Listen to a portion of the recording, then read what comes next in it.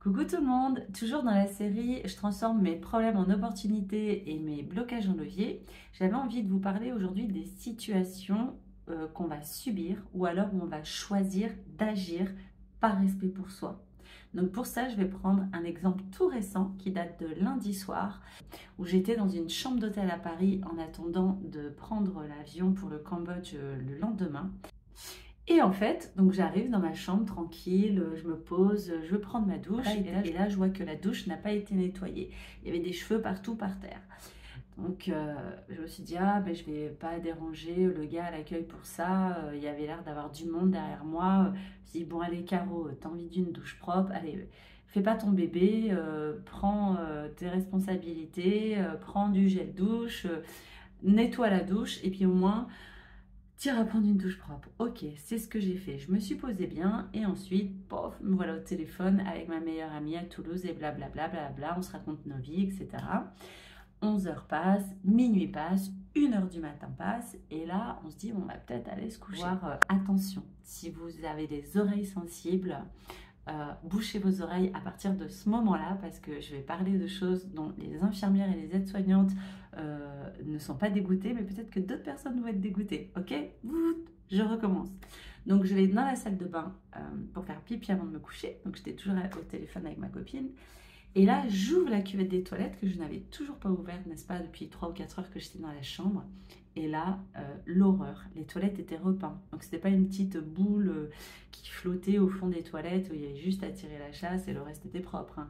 Non, non, la personne qui avait repeint le bord des toilettes s'était certainement mise en Wi-Fi, avait tout lâché et avait rebaissé le couvercle en se disant, bah, tiens, ça va disparaître. En fait, peut-être même que c'était un enfant, parce que les enfants, des fois, ils pensent qu'en fermant les yeux comme ça, bah, tout disparaît derrière. Bah, la personne, elle a dû faire pareil. Elle a baissé la cuvette des WC et elle s'est dit que tout allait disparaître. Voilà, quand j'ai vu ça, oh, ça m'a dégoûté. Et là, ma pote, elle me dit, mais attends, tu vas pas laisser ça comme ça, appelle le gars à l'accueil, réveille-le et tout, c'est pas normal, c'est dégoûtant. Et figurez-vous que si j'avais été toute seule, et ben en fait, je pense que j'aurais encore subi la situation, comme pour la douche. J'aurais laissé fermer, j'aurais été dans les toilettes publiques qu'il y avait dans le couloir, et je me demande si j'aurais osé aller réveiller le monsieur de l'accueil, parce que je me suis dit, tiens, ça fait 4 heures au moins que je suis dans la chambre, ça se trouve, il va croire que c'est moi, je vais lui demander de l'aide pour les toilettes, et en fait, ça se trouve, il va m'accuser. Ben, vous avez vu le fonctionnement que j'étais en train d'avoir? Heureusement que ma pote était là pour me dire, mais non, Caro, ce n'est pas normal. Euh, Tu payes une chambre d'hôtel pour te reposer et qu'elle soit propre. Eh bien, là, c'est pas le cas, donc va le dire, ok? Donc, bah, j'y suis allée. Merci Mazab, parce que sans toi, sans cet élan-là, je pense que je l'aurais pas fait. Et donc, il a été très gentil. Il est même venu voir avec moi. On a un peu rigolé aussi parce que c'est la première fois qu'il voyait ça. Il a pris des photos. Du coup, il m'a aidé à me déplacer dans une autre chambre et tout. Donc, à 1 h 30 du matin, là, avec mes 3 bagages, à moitié en pyjama. Enfin, bref, c'était folklore, quoi.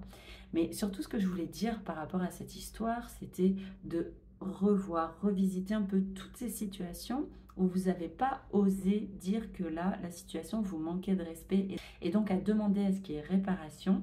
Tout ça parce que vous appréhendiez la réaction de l'autre.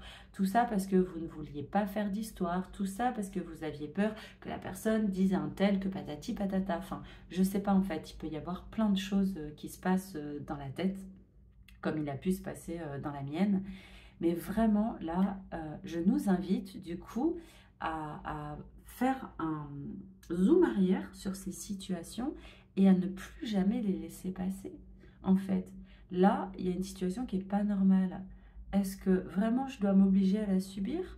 Ou alors est-ce que je peux choisir d'agir par respect pour moi, sans faire de violence avec l'autre personne, sans forcément créer une bagarre, juste de la politesse, du respect, et puis surtout le respect du contrat établi entre les deux personnes.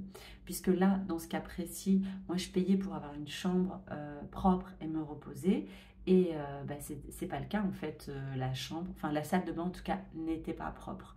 Donc le contrat n'était pas rempli. Donc j'avais le droit d'aller voir la personne à l'accueil pour demander une autre chambre.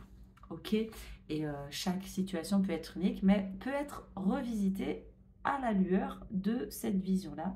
Est-ce que là, vous choisissez de subir et pourquoi?